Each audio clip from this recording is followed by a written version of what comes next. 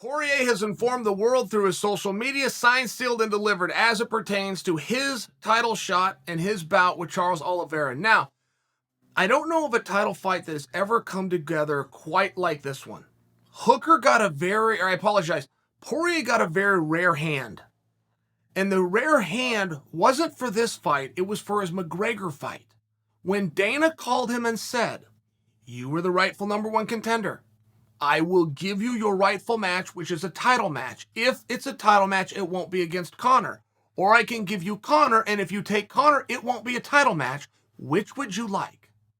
So when Poirier got offered that, he's kind of taken that with him ever since, right? Because there is nobody in MMA, not just in the division, not just the organization, there is nobody in MMA who is a clearer and more obvious number one contender for a championship than Dustin Poirier. 155 pounds, which I believe to be the hardest weight class in the sport. It is iron on top of iron. It has never been this deep. Even those crazy animals stood back and said, "Poirier, would you please get this over with so we can all get back in here?" I mean, even the division and the locker room showed respect to Poirier's rightful number one contendership, but Poirier had a different idea, potentially, which was, what other big matches are here? Hey, Dana, you planted this seed with me a while ago that I can do a title fight or I could have a different big match. What else do you got? I mean, it was just one of these things where all of a sudden Poirier's mind was going in some different places other than locked in competition. I would be very curious what it was. I think that would just be fun. I think it would be part of the story. I think we would learn something about Dustin. I would like to know. We'll never know, but I'd like to. And as you do think about Poirier, you think about poor Charles Oliveira. I mean, in all fairness, what the hell could Charles do? Charles is supposed to go to the media and go to social media and get the mandate, start breaking to defend? It just doesn't work that way. The champion doesn't do the call-outs. He gets called out. The champion doesn't call looking for an offer. He's told who it's going to be, and he defends against anybody. So Charles Oliveira did his part. But his part, right, his speaking role in this is very limited. Okay. But as you take a look at 155 pounds, my question would be, and now that we've got the date of this fight, my question is only one. Who's the backup fighter? And everybody that's fighting is fighting for number one contendership.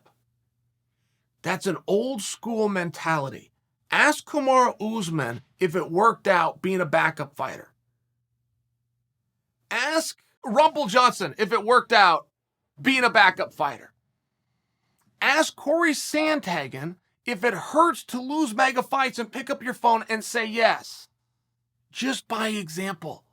Ask Michael Chandler if it worked out. I mean, I can continue to play this game, but these guys that step into this role, which everybody thought was like some kind of an underhanded, it's a beautiful spot. It's free marketing. It's built-in motivation. Knowing where that finish line is, what are you going to do?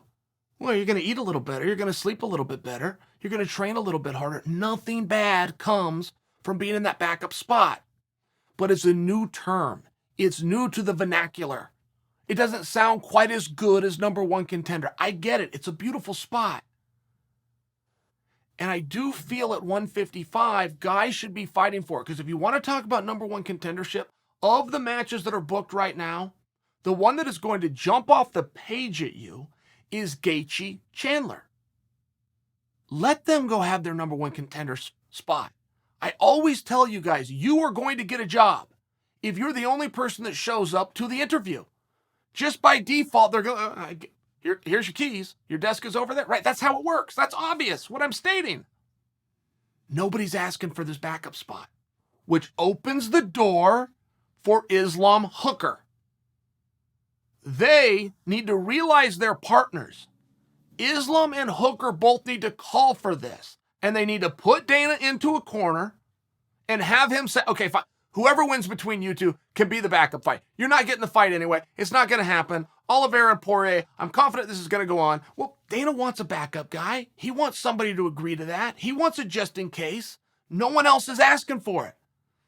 It may be Islam's ticket into the big time, which he's very thirsty to get. It may be Hooker's ticket into the big time. So let Chandler and Poirier steal all the attention from the media. Let them have the fans behind it and the name recognition. Let them have the #1 contenders match. They're going to take it from you anyway. Go after something that you can't get, then you end up looking like a fool. Nobody's asking to be the backup fighter. And if you ask Usman how well that position worked out, you ask Chandler how well that position works out, it has a history behind it. 155 pounds, we got a world title fight, guys.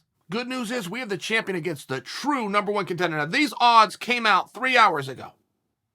But when they came out, it was 2-1 in favor of Poirier. I will tell you right now, that could sway.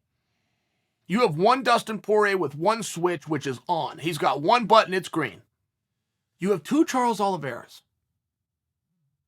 The good news is the bad Charles Oliveira is excellent. The other side of the coin is the good. The real Charles Oliveira is the best. And to beat Dustin Poirier, you are going to have to be at your best. But now that that is signed, there's still opportunity. We need a #1 contender. I submit for you, we have that fight already. But we're going to need a backup that night. And I submit for you, that slot is open.